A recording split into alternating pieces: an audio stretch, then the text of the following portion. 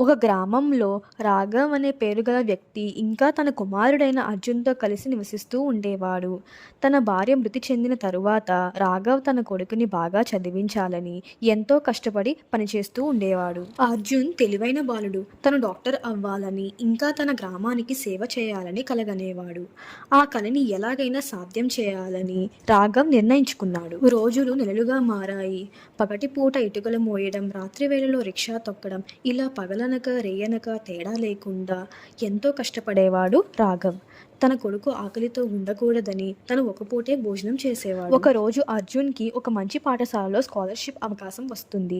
కానీ ప్రయాణానికి ఇంకా యూనిఫామ్కి కూడా డబ్బులు అందుబాటులో లేవు.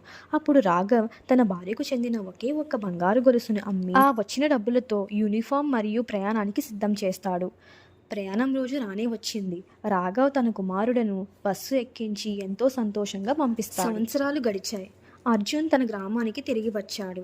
తన కుమారుడిని డాక్టర్గా చూసి హృదయానికి హత్తుకొని ఎంతో సంతోషపడతాడు రాఘవ్. నా కోసం లైక్ అండ్ సబ్స్క్రైబ్ చేయొచ్చు కదా ప్లీజ్.